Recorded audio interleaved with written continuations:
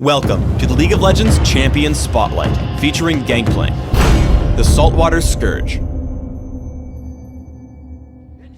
Gangplank is a hybrid melee and ranged physical damage dealer.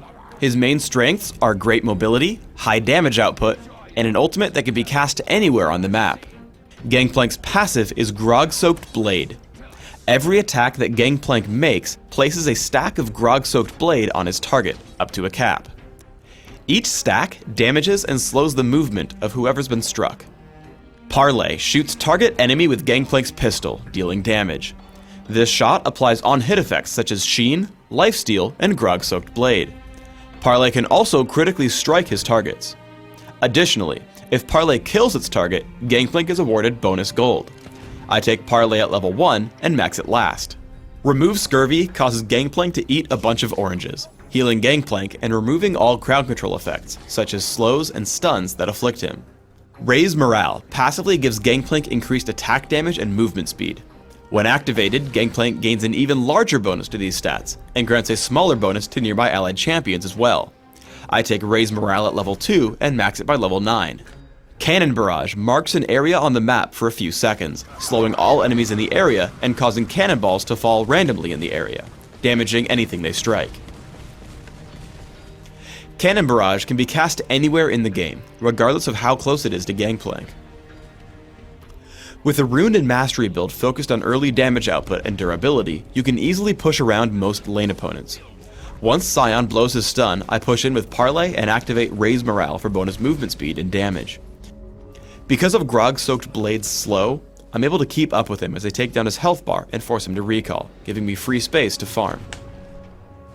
Because Parley gives you bonus gold whenever it kills a unit, you want to use it to farm minions whenever you can.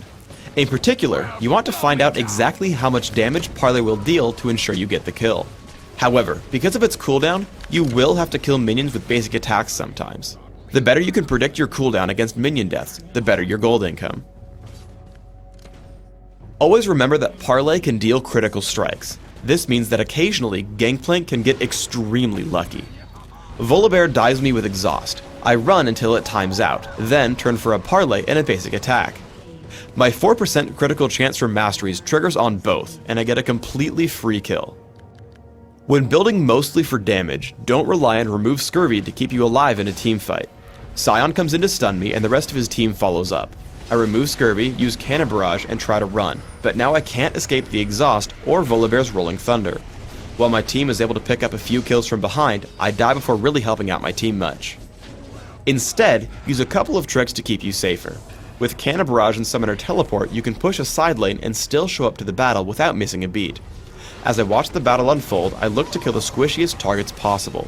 I blow up the enemy Scion with Parley, then activate Raise Morale and Shirelia's Reverie to give my team supreme positioning.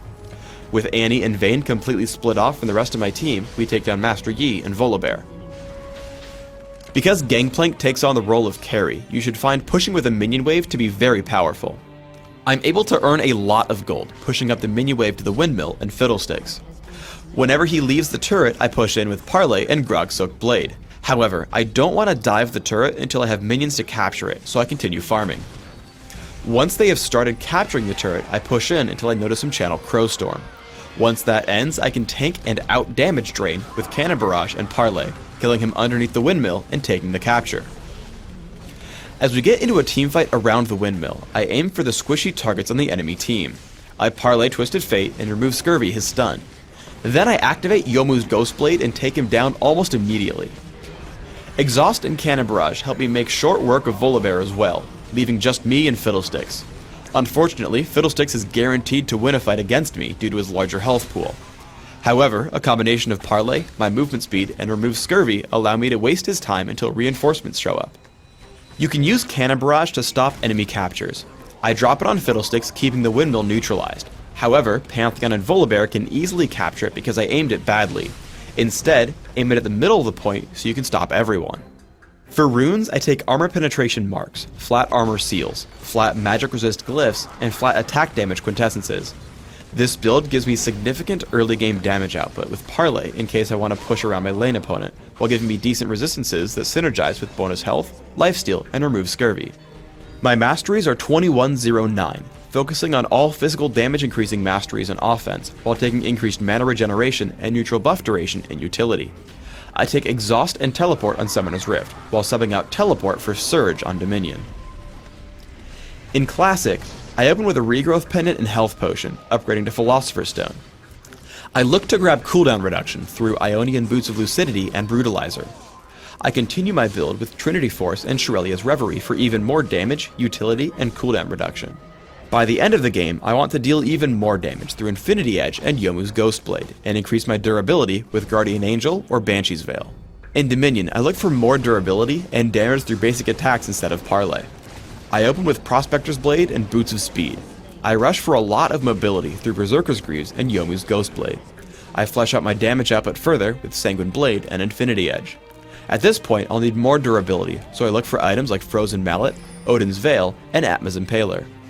Thanks for tuning in to the Gangplank Champion Spotlight. Please subscribe to the Riot Games YouTube channel above, and don't forget to thumbs us up just below the video.